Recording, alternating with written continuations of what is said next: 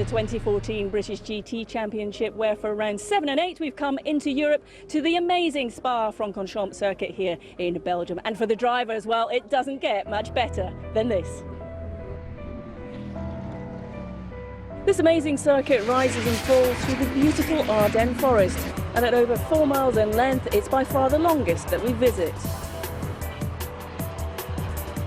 This circuit is just something else. It's like nothing I've ever driven before. I think Bolton Park's good, you know, with the elevation changes, but here is just something else. Going through a Rouge for the first time, you feel like you're taking off in an aeroplane. Oh, it's an amazing circuit, absolutely incredible. I think the first time you go up through a Rouge, it's something to experience. Obviously, Eau Rouge everyone knows, but Blanchemont is probably my personal favourite. And then overtaking into the bus stop chicane. Really do feel that ABS kicking in at the last moment, especially if you're diving down the inside of another car. Then you've really got to try and sort of throw the anchor out the side and get the thing stopped. It's just one of those places that even when you do a bad lap, you feel good, and then when you get it right, you get a proper tingle down all through your body, and it just feels brilliant. It's my first time here this weekend, so I've probably only driven maybe 20 laps on it, but it's incredible, so I definitely want to come back here again. As we arrive here in Belgium, it seems like we've hardly had time for the dust to settle since those two dramatic races last time out at Snetterton. Here's Martin Haven to bring us up to date. As we arrived at the midpoint of the season, the races at Snetterton really shuffled the pack. As usual, there was close wheel-to-wheel racing. And each race threw up a brand new winner for the season. In race 1, it was the first win by a Porsche in 2014 as Phil Keane and John Minshaw claimed a hard-fought victory. Race 2 then started with a bang. Literally, a huge crash involving Phil Drybrough, Luke Hines and Paul Bailey brought out the red flags. Eventually, though, our reigning champion Andrew Howard and his co-driver Johnny Adam took their first win of the year. A win that saw them rise to the top of the point standings, just ahead of the closely chasing pack. The lead in the GT4 standings changed, with Jake Giddings and Ross Wiley clawing their way ahead of Andrew Jarman and Devon Modell, but neither team were winners in Snetterton. In the Lotus, Oz Yusuf and Gavin Kershaw claimed the first victory, while race 2 fell to Adrian Barwick and Bradley Ellis. It's ourselves and Beach Team, but we've got the Lotus and the Ginetta there. You know, they're now coming along and catching us up. So it's going to be a close. It's definitely going to go down to the last race, I would say. So it's going to be an interesting battle for the rest of the year for sure. We're in it for the long game, so points make prizes. Does that make it more exciting when you've got so much competition around you? Yeah, I think so. It keeps everybody on their toes, but you don't want anybody running away with the championship as such, although it would be nice. Yeah, it makes it good fun. That's what we're here to do. We're here to race door to door. So the first race of the weekend is just about to get underway here in Spa, and it has been declared a wet race, so it's caused a bit of chaos here. A lot of the guys are starting on slicks, some are starting from the pit lane, so our pole man is alongside me. I'll hand you over to Martin Haven.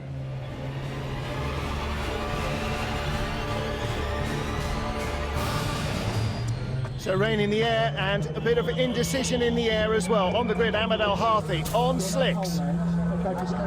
He's effectively going to be on pole, as Dave Barton, the team boss, tells him, because real poleman Alistair Sims is in the pits. Left the pits on wets. He has decided to change his mind.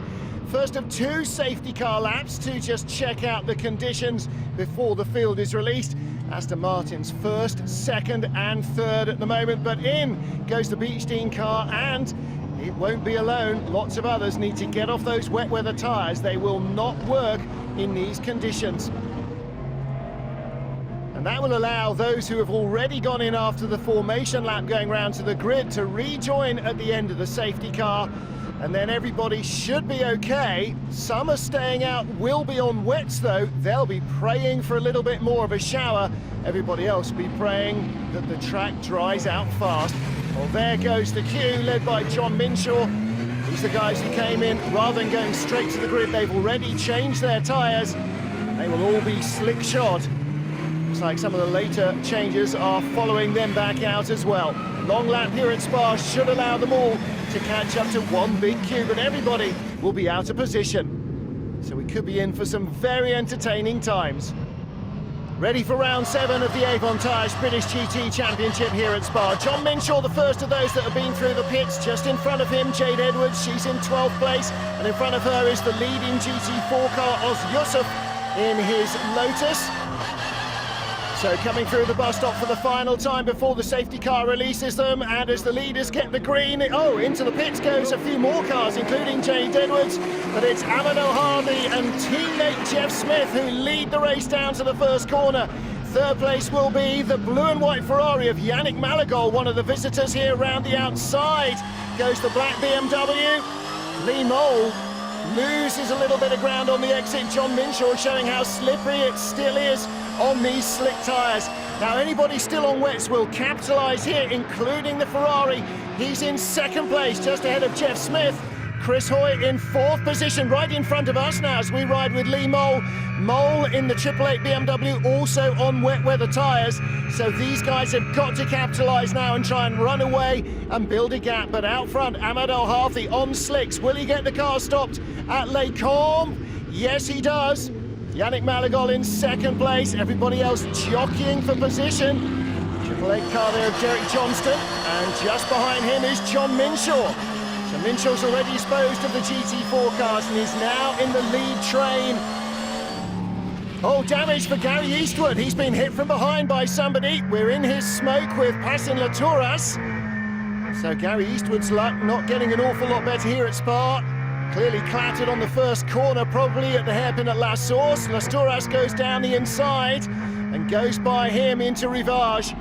Meanwhile, race leader Amadou Hardy ahead of Yannick Malagol in third place now. Look, the Nissan of Sir Chris Hoy, a little bit wetter on this part of the track than it was on the start-finish straight, but now getting into the drier areas. Such a long lap here at Spa that it can be wet in one part and very dry in another. But Sir Chris Hoy in the Nissan up into third place ahead of Jeff Smith, who was second away from the lights, right behind the black car of Lee Mole. Little further back, there is the number 2 Bentley.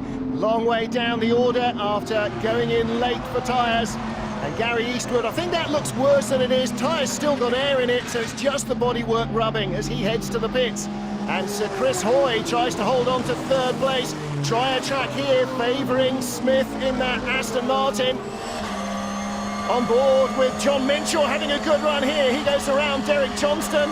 Grabs 8th place, Hamid Al Masood in front in 7th in the Bentley, and then David Jones in the McLaren in 6th place in front. And you've got to think that these guys are on the wrong tyres, so they must be on wets. The speed that they're being caught by that Porsche on its slicks. And look, the Bentley inside the McLaren and contact. I think Jones was thinking about the pit lane there, but found a Porsche in the way. And again, on board with Minshaw, all arms and elbows. He reacts very quickly as both cars in front of him struggle off the turn. Look at him on the right-hand side of your screen. He'll go by them both as they get to the slippery braking area for the hairpin at La Source. The Bentley inside, but keeps his line, no contact, and I think the Porsche will go through. Ollie Basie-Fisher, 6th in GT4. He's going to try and follow the Russian Team Racing BMW through past Adrian Barwick. Oh, does he get the run on him? Yes, he does, and there's some traction there on the curbs as well. Good move. Oz Yusuf in the Lotus leads the GT4 class at the moment. In the pit lane, Gary Eastwood's Ferrari receiving attention and a new tyre. Looks like the damage isn't too bad. Let's catch up with his teammate. Adam, obviously pretty much the start of this race and your teammates had to come in. Do you know what's happened? I think he's obviously had contact on the first lap or first corner really. We could see him go through a rouge and there was quite a lot of smoke off the back left, so we've had to pit and pull some of the back bumper off because it was rubbing against the tyre. So unfortunately we lost some time. Well, the ideal way to start this hour-long race here at Spa. The first corner is a hairpin La Source, and it's always a scene of trouble. And this time it looks as though the Audi got into the back of the Ferrari. On board with John Minshaw, passing Lee Mole for 5th position down into Rivage, has the inside line. Good move. Right in front is the Aston Martin of Jeff Smith. In front of him, Sir Chris Hoy, and in front of him, the Ferrari, Yannick Malagol. Now, he's one of the few entries here getting extra mileage in for next month's Spa 24 Hours. Minshaw, if he wants to win the race, is going to have to get by him as well. Look at the Aston Martin, look at the Nissan, look at the Ferrari in front for that measure, straying off the line, weaving around on their wet weather tyres, which are already overheating chronically. They feel like you're driving on jelly and there is plenty of grip underneath that Porsche. Braking, turning, accelerating. The Porsche's doing everything better than the cars in front, and they are falling over each other. Minshaw just needs a bit of room to try and get by, and here he goes down the inside, takes two of them. Fantastic, goes by Jeff Smith and Sir Chris Hoy just on braking alone. And Yannick Manigol, look at the Ferrari squirming around off the corner as he just gets closer and closer. And for Minshaw, with good tyres on the right track, it looks as though he's got all the toys turned on his computer game. Look, he just drives right by in the fastest part of Spa. Little breath there, and he's through into second place. Fantastic stuff. And that's what being on the right tyres is doing for him. The guys behind are all struggling. Battle for third, Ferrari versus Nissan versus car number 40, the orange and black Ginetta of Colin White. That is also on slick tyres ahead of Lee Moll's BMW. So he has got a great opportunity now, pulls out, goes by Chris Hoy as Humad Al Masoud goes into the pit lane in the background in the Bentley because he's had enough of the wet weather tyres. They're going to bite the bullet and take the pit stop now. Everybody else, like Passin Latouras driving around the outside, like Marco Attard there in the BMW, and the other Ferrari of Francois Perraudot. Everyone on slicks is now on the right tyre, and they are going to capitalise as the track dries out. Fourth place battle of Spa-Francorchamps, car number 40, the orange and black Colin White Ginetta, ahead of Jody Firth in the Porsche, Marco Attard and Passin Latouras coming inside the BMW of Attard. He's got a good run going on Jody Firth's Porsche as well. The Ferrari's going to be on the outside for the right-hand hairpin. It's three wide, and Marco Attard sends it up the inside, but too deep. He runs out wide. Jody Firth keeps his nose just in front. Let's take a look again. Was there contact here on board with Latouras? Attard attacked going in, and that means he and the Porsche Jody Firth were both slow off the corner at the bus stop. Now as we get into the braking area, oh yes, look, the Porsche just touches the Ferrari. Attard shoots through on the inside, misses everything, including the corner, and then Passin Latouras rejoining. But watch right in front, look at that red barrier. That's the pit wall exit. Oh, that was getting close. Being squeezed by Jody Firth, but not too much. Oh, and holds on through Eau Rouge. Well, Latouras now battling with Derek Johnston in the black BMW, trying to squeeze his way up the inside there. And oh, into Pouhon. Johnston runs very wide indeed. Looks like the car gave up under him without any warning there. Luckily, a big runoff area. So that means Jody Firth there in the orange and black Porsche. That means Francois Perraudot in the 16 Ferrari have picked up a spot. Little harmless spin there for Paul McNeely as the rest of the teams get ready for their pit stops. Let's take a look again at Derek Johnston's problems from the viewpoint of Passin Latouras. This is the left-handed corner with no name. Big give up from the front end there. He really has to fight the car to get it back under control. Then they come down into Pouhon. Now listen, on the brakes here. Johnston's on the brakes as well. Car is just going straight off the track. No grip at all. Latouras right behind Colin White now as they battle in the bus stop. Jody Firth, oh, hits the back of the Ferrari, and Colin White was going into the pits. Now that has slowed Latouras. Look, he's smoking in the background. Derek Johnston's got back by him. So too has the AF Corsa Ferrari in the foreground. That's Francois Perraudot. So it looks like the same damage on the back of the car. Yes, just robbing bodywork, I think, there for Passin Latouras. As in comes the damaged car of Jody Firth, and I'm sure all the water will have gone out of its radiators. Well, Latouras is going to have a long, smoky drive back, but it shouldn't cost them too much unless he makes a big error. Let's take a look again. Now, he was attacking for fourth place behind the Ginetta, who decides to come into the pits after running wide. And bang, Jody Firth has nowhere to go. All the water escapes immediately from the radiators. Race leader on pit road, Ahmed El Harthi brings in a perfect Aston Martin on the right tyres right from the start. A big advantage. He hands it over to Michael Caine. Oh, very busy pit lane now. Oh, and that's the Phil Dryber, John Gore Aston Martin. I wonder if they have just stopped. That's the bottom of Eau Rouge. They are out. Change around there as Gavin Kershaw takes the GT4 Lotus back out. They're a contender for a win here. So too Tom Oliphant. He's taken over from Rick Parfitt Jr. And the race leader about to rejoin. Well, finally, Bastien Latourus has got back to the pit lane.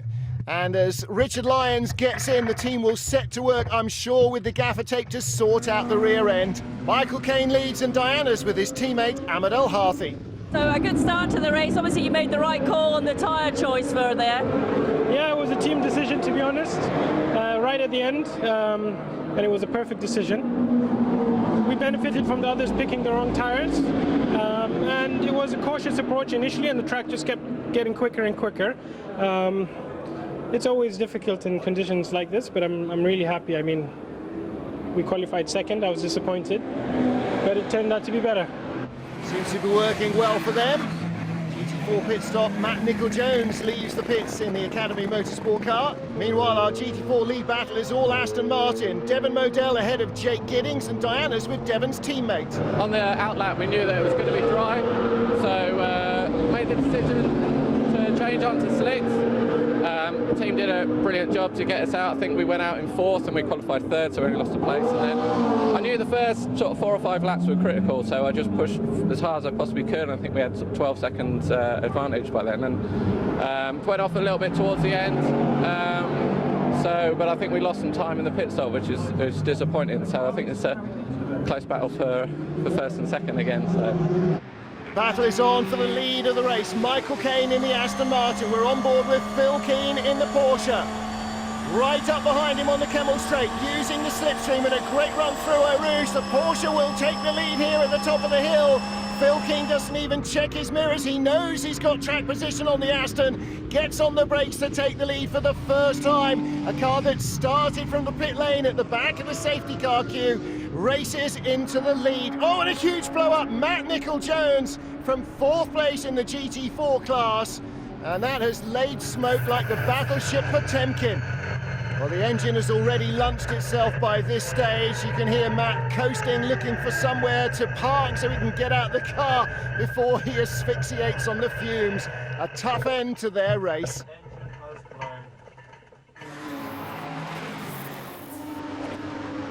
Well, you don't need to ask Matt what he thinks of that. Tough end to their race. A great end, though, for John Minshaw. He waits to see his teammate Phil Keane emerge from the bus stop for the final time. At the end of an hour of racing, there's not even a second in it. It is win number 2 of the season for the track speed Porsche. Aston Martin 2nd and 3rd. GT4 goes right to the wire. Devon Modell's Aston Martin just ahead of Gavin Kershaw in the Lotus. He's jumped Jake Giddings at the death. It is going to be Aston first, Lotus second, Aston third. And I think the TF Sport team can finally breathe a sigh of relief. Well, post-race, the Lotus docked 10 seconds for causing an avoidable accident, leaving a GT4 Aston 1-2. 3rd place for Jess Smith and Rory Butcher, their best result of the season, but it's win number 2 for John Minshaw and Phil Keane. As I was catching him, I could see where he was slow, and he wasn't particularly quick for Eau Rouge and down the straight, so I got a run on him. I knew he'd defend, so just managed to get around the outside, and Porsche's very good on the brakes, so he didn't make it very difficult. We were faster in Sector 2 and Sector 3 when we pushed hard, but lugging that old thing up the hill, it's just, it just showed. We lose a second on the run up to turn 3, and you just can't do that. So there was physically no point in me even fighting him. We're moving up there at such a fair rate of knots. Unfortunately, everybody a bit faster than us, but he was always going to get past me. Well needed to get back on the top step. It's been a while since the first round. It was a hard race. It was a very hard race. The other Aston pushed us right till the end, and then the Lotus joined in right till the last corner. It wasn't safe till we crossed the line. I'd like a safer race, but it's fun like that, and I think you enjoyed watching it. So win number 2 of the season for the Demon Tweaks Porsche team. Can they do it again here in Spa?